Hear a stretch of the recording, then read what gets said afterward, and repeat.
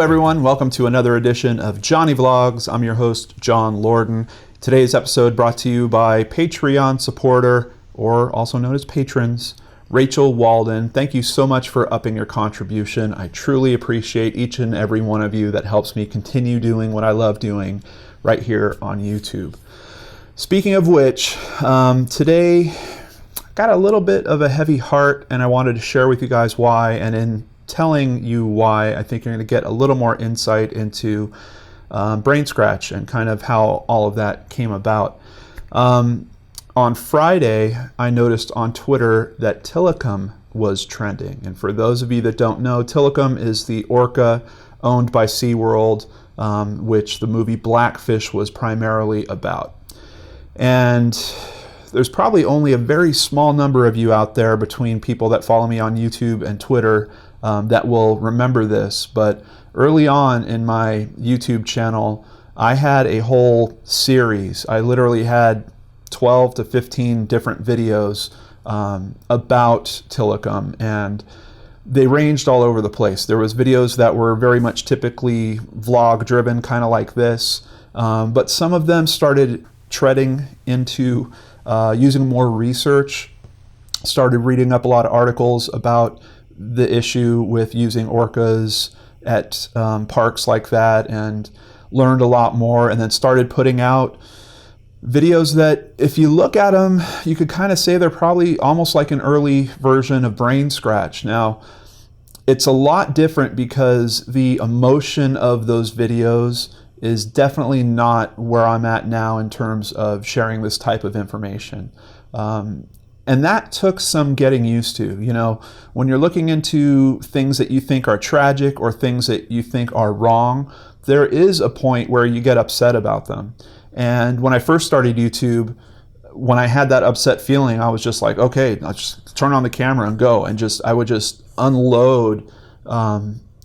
It's weird because, of course, I believed in the point of view I was unloading, but now looking back at it in terms of how I was delivering the message, it probably wasn't the easiest way for a lot of people to digest that message, particularly the people that I was trying to touch, which are the people that didn't necessarily believe in my point of view. And that was all a very important mechanism for me to come to understand with YouTube. But even in those early days, there was cool things happening where, you know, I put out a video talking about Tilly and, you know, talking about SeaWorld and how they have to try to move their business processes forward, that there are better ways for people to see whales. For example, I never saw an orca show at SeaWorld, but I did see whales by getting on a boat and going out to where the whales were. There are other alternatives to having an orca in a tank or with a bunch of seats around it. So what would happen is I would get someone that had an opposing view, and that was very early on. I mean, I probably had, I don't even know if I was at 100 subscribers yet on my YouTube channel when all this really started. But of course, the topic was drawing people that weren't my subscribers, and they were commenting on it. And through some of those conversations, it was really cool. They would learn something different and maybe change their perspective a little bit. I would learn something and change my perspective a little bit. And that, once again, is definitely part of the structure and bones of what would eventually become BrainScratch. I've told you guys many times, when I put out an episode of BrainScratch, that is where I'm at with that topic at the time that that is being filmed. That doesn't necessarily mean that I think that is the end-all be-all of that topic. There are so many times where I gain more insight, sometimes different perspective, or just straight up different information from things that you guys provide. So that was really early on a very interesting way for me to learn some of the mechanics of this thing that YouTube is. And outside of that, Blackfish in particular, the documentary, was a real interesting point in my life because I was coming out of working in the IT field for the entertainment industry. I knew I didn't want to continue in that anymore. It wasn't really fulfilling me. I knew that I didn't want to spend the rest of my life being that type of person. And I had just been working for Cirque du Soleil, and they were very supportive about people trying new things. They were very open about their creative process, and I wanted to run with some of those ideas and see if I could make that stuff work for me. So it's really weird to look at some of those old videos and the things that I was trying in early Lorden Arts YouTube and just how different they are from now. As a matter of fact, you guys probably can't even see a bunch of them. I think I've turned a lot of them to private videos. I do know that there are a couple still out there, a couple of the ones that I thought that were more popular in terms of me ranting, and even some of the character pieces. And that was an interesting little side quest all on its own, you know. In terms of my training when I was back in Hollywood trying to become the big successful star, it was mostly comedic training and improvisation training. So even with the Tilikum topic, I started making videos where I created a character that was this kind of airheaded SeaWorld trainer named Kip. And I was using that character to try to use comedy and satire to show people what was wrong with what was going on with these trainers at SeaWorld. And I still feel very passionate about the narrative that SeaWorld spins to these trainers. You know, I mean, they basically sell them the dream of you being a Barbie doll and riding on top of these magnificent creatures in front of crowds of thousands, and like you're a magical star or something. It's really interesting. As a matter of fact, if you guys want to see some of the worst PR maneuvers of any industry that I've really seen, look back at what SeaWorld was saying around 2013, 2014, when it was struggling to deal with the backlash from Blackfish. But the thing about that documentary that really resonated with me, and I think continues to resonate with me and even influence my work currently, was it made me see something different. I really didn't particularly know that there was an issue with orcas. I mean, sure, I heard about trainers being killed every now and then, but that documentary did such a good job of bringing me to a whole new understanding, and sure, a controversial understanding, but it moved me in such a way because I really wasn't interested in that topic. I kept hearing about this documentary and like, yeah, and then I kind of had this preconceived notion that, oh, well, yeah, they're going to play Arms of an Angel and show me a big sob story about these animals being abused. And that's not really what it was about. It's almost like the documentary focused a bit more on the trainers and how they were being misled to believe that these were good things happening to the animals and the animals were enjoying it. It just really flipped my mind for a documentary, and it inspired me to look at topics in a way where maybe the conventional public perception of that topic is certainly one way to review it, but not the only way that it should be discussed. And that is definitely a mechanic that I try to employ in BrainScratch all the time. If you look at a typical episode of BrainScratch, it's me basically going through the popular opinion of the story, and then at the end of the episode, I give out other theories, ideas, other possible things that could be going on with that story that aren't part of the popular culture version of the story. So I just had to, it really put things in perspective for me. First of all, I'm very sad to hear about what happened. Tilikum was only 36 years of age. That is extremely young for an orca. And it's sad just knowing that the end of his life was probably spent with not a whole lot of activity. But some good things did come out of it. SeaWorld is ending its orca shows. They're creating something new called an orca experience. We have to see what that is still as of yet.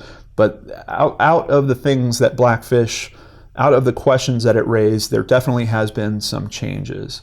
And, you know, in a way, I almost can't fault SeaWorld because I've worked in businesses time and time again. This is one of the things that actually drove me out of the IT industry because I was tired of bumping into this all the time. But in certain businesses, they will just clutch on to a dying business model, and they will do anything they can to try to keep that thing afloat. And if you want to see a perfect example of this, look at the cable television industry. They are just holding on to a decayed, old, and practically dead technology, but they keep trying to mess with this.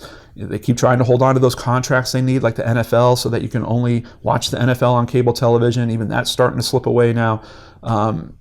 It's just, instead of doing the true footwork of growing your business in a direction that coincides with technology and that actually benefits your customers, no, they'd rather, let's keep upping these rates on the customers we still have so we can try to keep our profit at the same level.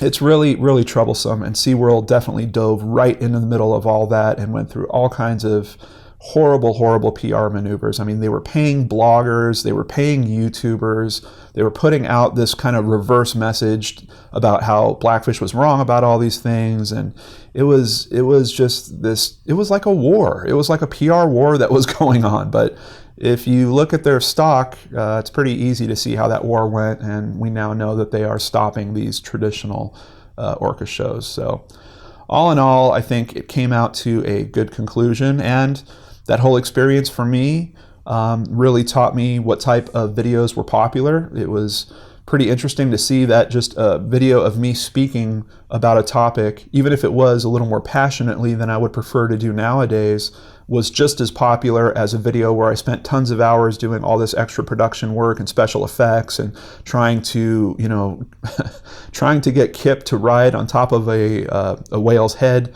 to prove a point to people that it was a stupid idea right from the start. It's just, it's been an amazing ride, and it's weird because I know I've talked to you guys during Q&As and you ask kind of what started BrainScratch, and I always think back to the Elisa Lam case, but really the bones of the methodology behind BrainScratch reach back even further than that, and they certainly have some legs in the Blackfish movie and Tilikum. But it is tough because I do feel a loss. It's weird. I wanted this story to end better. You know, I wanted SeaWorld to say, hey, we know that there are these sea pens. I mean, they couldn't release them back to the wild. That was never a consideration. But there are certainly sea pens where there's much more room. They could kind of live out their days in a bit more of a natural setting.